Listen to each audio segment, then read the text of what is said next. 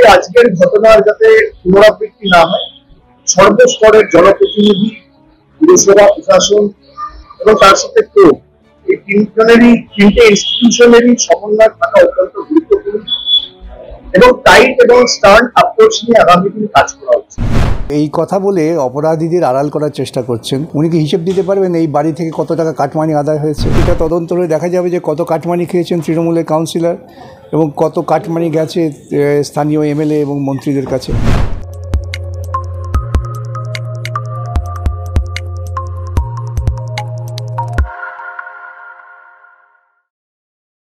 নমস্কার, আপনারা দেখছেন দ্য ইন্ডিপেন্ডেন্ট বেঙ্গল। আমি রুমেলি রয়েছি আপনাদের সঙ্গে। গার্ডেন রিচের বহুতল ভেঙে পড়া নিয়ে চাঞ্চল্য ছড়িয়েছে শহরে। এই বিষয় নিয়ে কথা বলতে আমাদের সঙ্গে আছেন আইনজীবী বিকাশ রঞ্জন ভট্টাচার্য। আপনাকে স্বাগত স্যার আমাদের চ্যানেলে। স্যার, এই ঘটনার দায় কার বলে মনে হয় আপনার? যারা পুরসভার দায়িত্বে আছেন, এটা বেসিক্যালি তাদের দায়িত্ব। একটা বাড়ি, বেআইনি বাড়ি নির্মাণ হয়ে গেল, সেই বাড়িটা থেকে গেল, তার ট্যাক্সেশন হলো, প্রতি বছর ট্যাক্স বাড়ছে, ইত্যাদি কাজ হচ্ছে। আর যারা পুরসভার দায়িত্বে আছেন তারা কেউ জানেন না, যেখানে কাউন্সিলর, এমএলএ, এমপি সবই তৃণমূলের। বামেরা তো শূন্য, ওরা উল্লাস করেন। তো সেখানে দাঁড়িয়ে এত বড় বেআইনি কাজ ঘটে গেছে, দায়িত্ব তাদের নিতে হবে। এবং আমার তো মনে হয় খোঁজখবর করলে দেখা যাবে যে প্রত্যেক মাসেই সেখান থেকে কাটমানি তৃণমূলের কাউন্সিলর আদায় করতেন এবং সেই কাটমানির টাকা তো অবশ্যই কালীঘাটেও যেত। তো এটা তো পুরোপুরি দায় হচ্ছে এই রাজ্যের কাটমানি পলিটিক্স এবং তৃণমূল। বাসিন্দারা অভিযোগ করছেন যে 3 ফুট রাস্তায় এই বহুতল বেআইনিভাবে নির্মাণ করা হচ্ছিল। অভিযোগ জানিয়েও কোনো লাভ হয়নি, বরং গুলি করার ভয় দেখানো হয়েছে। বটেই তো, স্থানীয় বাসিন্দারা যে অভিযোগ করেছেন এই অভিযোগ তো সত্য কথা। তৃণমূল গোটা রাজ্যের, গোটা শহরের মাফিয়াদের নিয়ন্ত্রণ করে। এই মাফিয়ারা সব জায়গায় বেআইনি কাজ করে। গত 10 বছরে ধরে, 10 বছর কেন, গত 14 বছর ধরে, বামেরা 2010-এ চলে যায়, তারপর থেকে এই রাজ্যে, এই শহরে নির্বিচারে বিভিন্ন জলাভূমি ভরাট করা হয়েছে, বেআইনি নির্মাণ করা হয়েছে এবং বেআইনি নির্মাণ যেদিকে রুখতে যায় তার উপর হামলা হয়েছে। তার কারণ গুন্ডারা তৃণমূল দলটাকে নিয়ন্ত্রণ করে। অতএব স্থানীয় বাসিন্দাদের অভিযোগ সত্য এবং সেই জন্যই বলছি এটা তদন্ত করে দেখা যাবে যে কত কাটমানি খেয়েছেন তৃণমূলের কাউন্সিলর এবং কত কাটমানি গেছে স্থানীয় এমএলএ এবং মন্ত্রীদের কাছে। ফিরহাদ হাকিম বলছেন, ক্ষমতায় আসা 14 বছর পরও তিনি বাম আমলের দিকে আঙুল তুলছেন।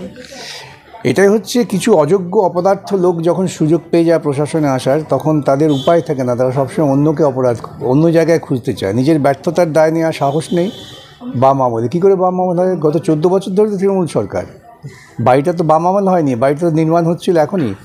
এবং যখন অভিযোগ করেছেন স্থানীয় লোকেরা, যাদের বলা হয়েছে অভিযোগ করলে গুলি মেরে উড়িয়ে দেবো, এটা কি বাম আমলে নাকি?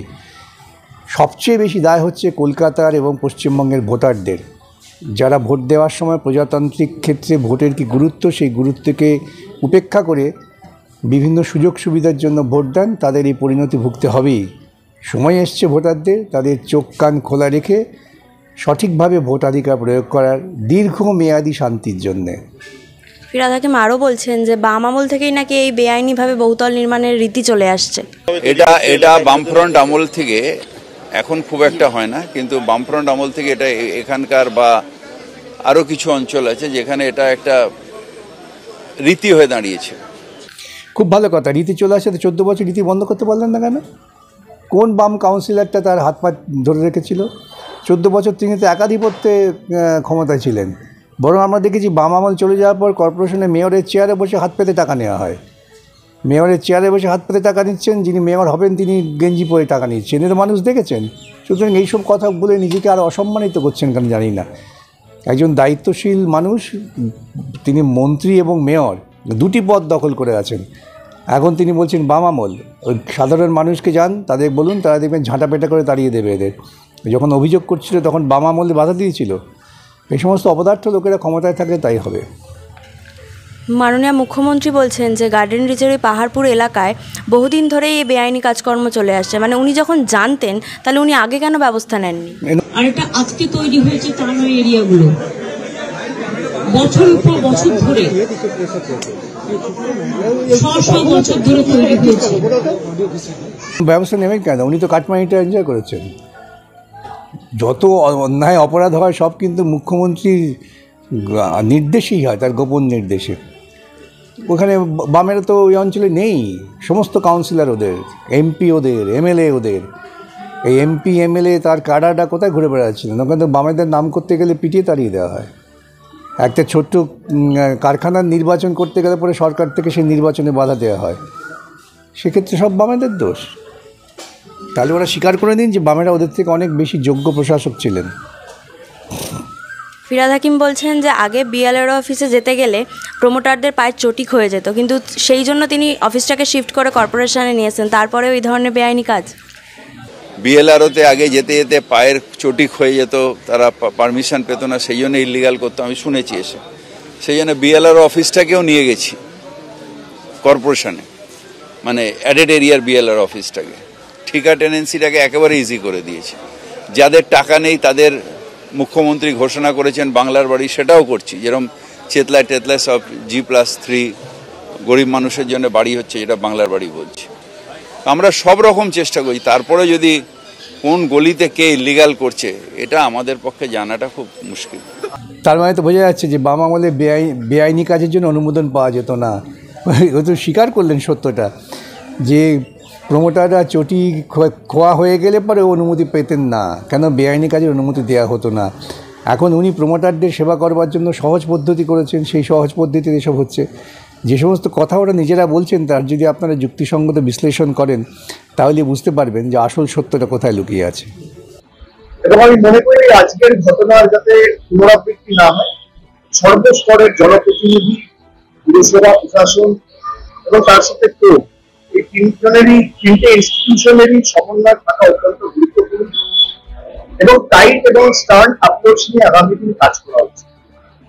তাই যারা বিরোধীরা আন্দোলন করছে, আমি বলবো 48 ঘন্টা পরে তুলুন, মানুষের পাশে এসে দাঁড়ান, সবার উপরে মানুষ ধর্ম, মানুষের পাশে এসে মানুষের জীবন বাঁচান। দিল্লি থেকে টুইট না করে বা বড় বড় ভাষণ না দিয়ে টিভির পর্দায় বসে উদ্ধার কার্যে প্রশাসনের মদত করুন, পাশে থাকুন, মানুষের পাশে দাঁড়ান। তারপর মানুষের প্রাণ ফিরে এলে, মানুষ প্রাণে বাঁচলে অবশ্যই আগামী দিন রাজনীতি হবে। এটা তো হচ্ছে আমরা কাটমানি খেয়ে টাকা উপার্জন করেছি বা মানুষ খুন করেছি, অতএব আপনারা চুপ করে থাকুন, কিছু বলবেন না। আমরা আবার শেষ কাটমানি খাওয়ার রাস্তাটা করে নিই, তারপর কথা বলবেন। উনি ভুলে যাচ্ছেন ওর পিসি কী করেছিলেন যখন আমাদের ওই পার্ক স্ট্রিটে একটি বাড়িতে আগুন লেগে গিয়েছিল, তখন আমরা ক্ষমতায় ছিলাম, কী করেছিলেন ভুলে গেছেন নাকি? যে ওদের মতো নোংরাম তো আমরা করতে পারি না, ওরা নোংরাম করতে অভ্যস্ত। কিন্তু এই কথা বলে অপরাধীদের আড়াল করার চেষ্টা করছেন। উনি কি হিসেব দিতে পারবেন এই বাড়ি থেকে কত টাকা কাটমানি আদায় হয়েছে? বড় বড় বক্তৃতা করছেন, এই কাটমানির টাকা তো ওর বাড়িতেও গেছে, সেই কাটমানির টাকায় তো শান্তিনিকেতনের বাড়ি হয়েছে। অতএব এই সমস্ত অসৎ রাজনীতিবিদদের যত আপনারা কম প্রশ্রয় দেবেন ততই মঙ্গল। শীতকালে সুন্দরবন ভ্রমণের নির্ভরযোগ্য একমাত্র নাম সাগর সঙ্গম ট্রাভেলস। নিজস্ব লঞ্চে ভ্রমণ এবং অফুরন্ত খাওয়া দাওয়ার বিপুল আয়োজন। বুকিং করুন 9733066075। মমতা ব্যানার্জি এবং ফিরহাদ হাকিমের কথা মতো বাম আমলের দিকে আঙুল উঠছে। একসময় তো আপনি কলকাতার মেয়র ছিলেন, এই দায় কি কোনোভাবে আপনার ওপর বর্তায়? আমি তো সে কথাই বলছি, আমাদের খোলাখুলি চ্যালেঞ্জ। বাম আমলে দুর্নীতিমূলক কনস্ট্রাকশন অনুমতি পেত না, তাই প্রমোটারদের চটি খোয়া যেত। কিন্তু প্রমোটাররা নিজেরাই স্বীকার করবেন। গত 14 বছর ধরে কখনো এই কথা কেউ বলেনি যে বাম আমলে বেআইনি নির্মাণে কোনো রকম প্রশ্রয় দেওয়া হতো।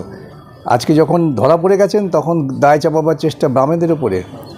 On blame on the left, blame it on the রিও গল্প ছিল না, সে blame it on the left. এর সময় অপদার্থ অযোগ্য লোক ক্ষমতায় থাকলে এটাই হবে। অসংখ্য ধন্যবাদ স্যার। দার্জিলিংয়ে চা বাগান ঘেরা কমলালেবুর গ্রাম সৌরিনীতে এবং দাওয়াই পানিতে ঘরে বসেই কাঞ্চনজঙ্ঘার দৃশ্য উপভোগ করতে আড্ডাহাট হোমস্টে বুক করুন 9836 499 678 নম্বরে।